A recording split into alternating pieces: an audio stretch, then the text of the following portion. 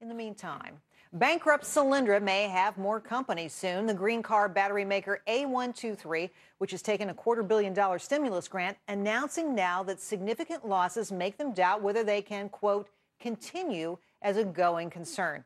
I call it a growing concern.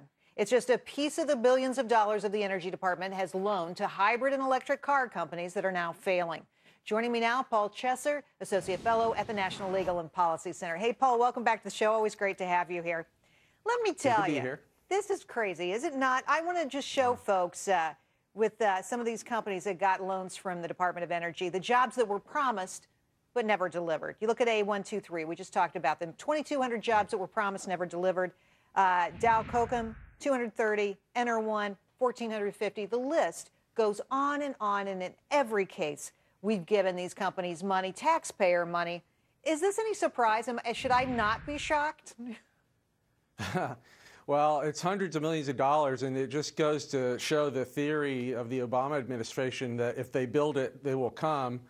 Whether we're talking about the battery companies that you just mentioned or the electric vehicle companies like Fisker and Tesla and even GM with the Volt and Nissan with the Leaf, that the people are not buying the merchandise, they're not buying the vehicles. And you know, Enter1, one of the battery companies you mentioned, is gone bankrupt. They have already joined Solyndra in that category. I mean, we can pick them, right? That's the astonishing thing. And you mentioned Fisker. Well, apparently, now that the Department of Energy has decided to hold up on their loan, they've decided that maybe they just won't build their cars here. Now, that, to me, stinks. If you're going to take our taxpayer dollars, then you should give the jobs to Americans.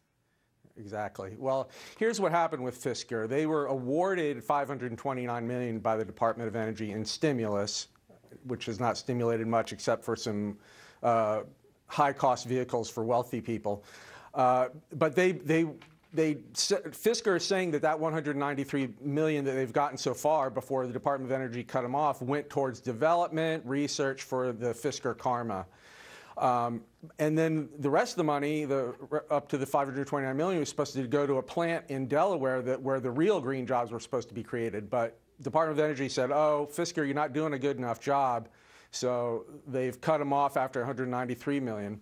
And A123, who we talked about at the top of the segment, is the battery supplier of Fisker. Right. The Department of Energy extended A123's grant. They gave them 2 extra years to spend down their grant. But Fisker, they cut off for some reason. And really, the source of Fisker's problems is A123's batteries.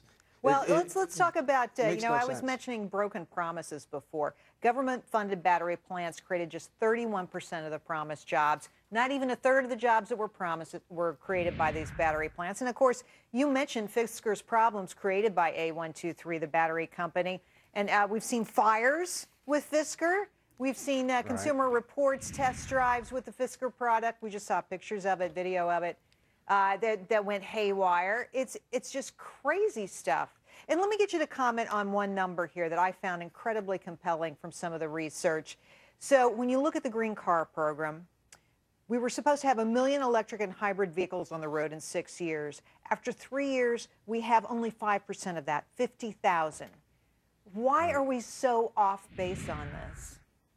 Because these are not practical vehicles. The American public is not ready. The technology is not ready to meet the demand of the American public, who wants to be able to drive their car far, refuel their car quickly, and not have to wait 4 or 5 hours for it to recharge.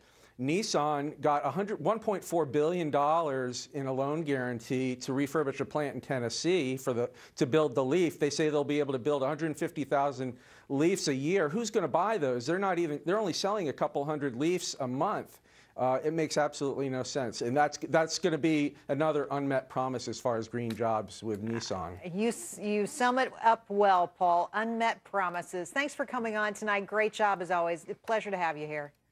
Thanks, Sherry.